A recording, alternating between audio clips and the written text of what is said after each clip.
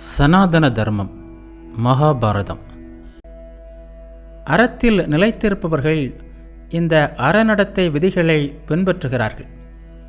மனித நடத்தைகளுக்கு இடையில் பல்வேறு கட்டங்களில் வரும் வேற்றுமை அறிதல் மற்றும் ஞானமடைதல் ஆகியவற்றின் உச்சியை அடைந்தவர்கள் மிகவும் அறம் சார்ந்தவர்களாகவோ தீயவர்களிடம் நேர்மாறானவர்களாகவோ இருந்து பெரும் ஆபத்துக்களிலிருந்து தப்புவார்கள். ஓ அந்தணரே, இப்படியே அறநடத்தை குறித்து ஓர் அறிமுகத்துடன் எனது ஞானத்தின்படியும் நான் கேள்விப்பட்டதன்படியும் இவை அனைத்தையும் உமக்கு விவரித்திருக்கிறேன் என்றான் வேடன். ஓ அந்தணரே, நான் எப்போதும் தீமையை ஒழிப்பதில் ஊக்கமுடன் இருக்கிறேன்.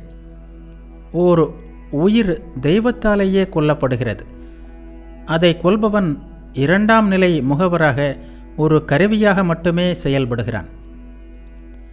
எங்கள் கர்மத்தின் காரணமாக நாங்கள் அத்தகு முகவர்களாக கொல்லும் கருவியாக மட்டுமே இருக்கிறோம். என்னால் கொல்லப்படும் விலங்குகளும் நான் விற்கும் அதன் இறைச்சியும் கர்ம பலனை அடைகின்றன. ஏனென்றால் அவற்றின் இறைச்சியை தேவர்களும் விருந்தினர்களும் பணியாட்களும் சுவைமிகுந்த உணவை விருந்தாக உண்பதால் இறந்தவர்களின் ஆவி சாந்தமடைகிறது. மூலிகைகள், காய்கறிகள், மான்கள், பறவைகள், காட்டு விலங்குகள் ஆகியவை அனைத்து உயிர்களின் உணவாக இருக்கின்றன என்று சொல்லப்படுகிறது. ஓ அந்தணரே, உசீனரன் மகனான பொறுமைமிக்க மன்னன் செபி தனது சொந்த சதையை தானமளித்து அடைவதற்கு அரிதான சொர்க்கத்தை அடைந்தான். பழங்காலத்தில் மன்னன் ரந்திதேவனின் சமையலறையில் மடைப்பள்ளியில் ஒவ்வொரு நாளும் 2000 விலங்குகள் கொல்லப்பட்டு வந்தன.